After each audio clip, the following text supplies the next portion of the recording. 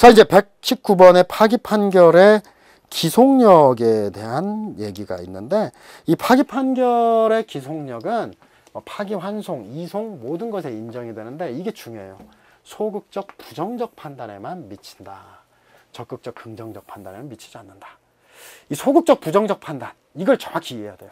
피고인이 기억, 니은, 디귿 세 가지 이유로 상고를 했는데 대법원이 기억을 이유로 파기했다. 이걸 이유로 파기했다. 니은, 디귿은 판단 안 했죠?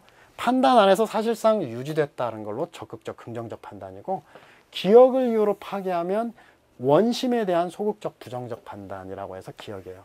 그걸 이유로 파기했다. 그래서 소극적, 부정적 판단에만 미칩니다. 일단 파기 판결은 파기한 자신에게도 미치는데, 그러나 상급심에는 미치지 않는다.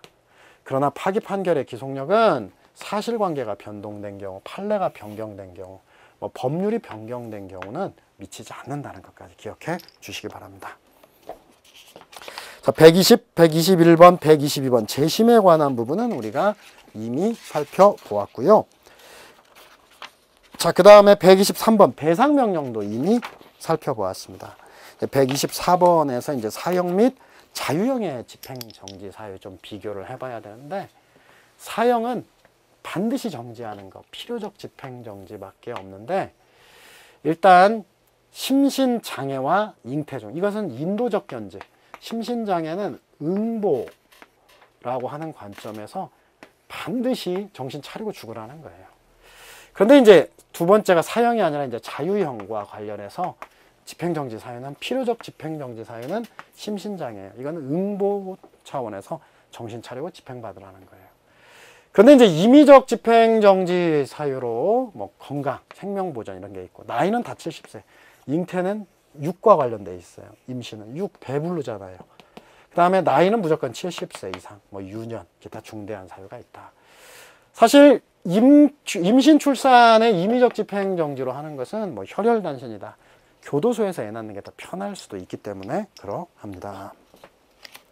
자, 그 다음에 125번은 이제 형집행장으로 가는데, 형집행장도 나름대로 최근에는 상당히 중요한 영역입니다. 형집행장은 사형과 자유형 실행 시 검사가 직권 발부해요. 형집행장은 구속영장과 효력만 동일합니다. 그리고 구속영장 집행 절차, 정확히는 피고인 구속영장 집행 절차를 준용한다. 그래서 형집행장은 효력만 동일하지 구속영장은 아니고, 그리고 집행 절차를 준용하니까 구속사유에 관한 거나 미란다 원칙 조문은 적용이 안 됩니다. 피고인 구속영장 집행 절차를 준용하니까. 다만 사전에 제시하고 긴급 집행은 인정이 된다. 이것만 인정된다. 그리고 벌금형에 대해서는 형집행장이 안 나오는데, 환영유치 시에는 형집행장 규정이 준용이 돼서 검사의 지휘 아래 사경관리가 집행하고, 그래서 벌금형 노역장 유치는 사법경찰관리의 직무에 포함돼서 이에 저항 시 공무집행방해가 됩니다. 다만 환영유치 집행 시 형집행장을 제시해야 되고, 제시하지 않았다, 위법한 공무집행으로 이에 대한 저항 시 정당방해가 성립합니다. 자, 그 다음에 이제 무죄 판결에 대한 비용보상에 대한 게 있는데, 이 두 문자 하나만 외워주시면 됩니다.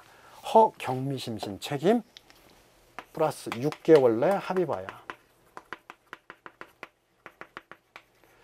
자, 그래서 먼저 앞에 피고인이었던 자가 수사 재판을 묻혀 그르칠 목적으로 허위 자백, 거짓 자백을 하거나 다른 증거를 만든 경우, 그 다음에 경합범의 일부만 무죄가 된 경우, 그 다음에 형사, 미성년, 심신, 상실, 기타 책임 지울 수 없는 사유로 별상한 경우에는 무죄 판결에 대한 비용 보상, 이 변호인 선임료 등을, 변호인 선임료 등에 대해서 국선 변호인의 예에 의하는데,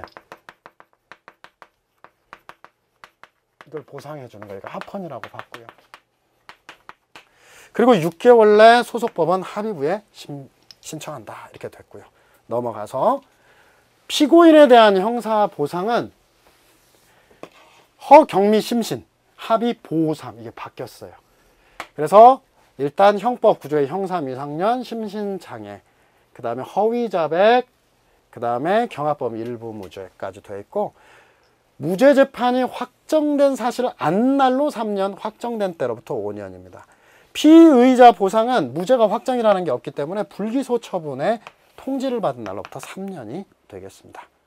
자, 마지막으로 이제 배상명령과 형사보상에 대한 불복인데, 먼저 배상명령을 각하 일부 인용한 결정. 배상명령 원래 쉬운 손해만 하기 때문에 이것은 어려운 손해라고 생각을 해서 더 이상 배상 신청에는 불복할 수가 없고요. 어떻게?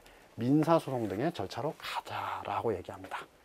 그리고 배상명령에 대해서 피고인은 유죄 판결을 상소하면 전부로 갑니다. 그러나 배상명령만 일주일 내에 즉시항고, 일반 상소기간과 맞춰놨어요.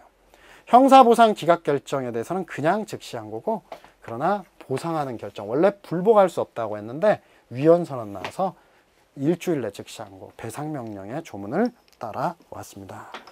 이렇게 해서 이제 핵심 정리를 했는데, 이 핵심 정리에서 추구하고자 하는 것은 헷갈리는 부분을 하자는 거지 뻔히 아는 부분을 정리하자는 건 아니에요. 그래서 여러분들이 정상적으로 공부하고 핵심 정리는 헷갈리는 부분을 보충하는 것이다. 그리고 실제 여러분들이 헷갈리는 부분만 보충하면 웬만하면 다 맞을 수가 있습니다. 이제 이에 더하여서 몇 개 문제만 좀 추가로 해서 여러분들이 아직 안 봤던 문제, 그래서 2회부터 13회까지 있는 문제 중에 4문제만 한번 살펴보도록 하겠습니다.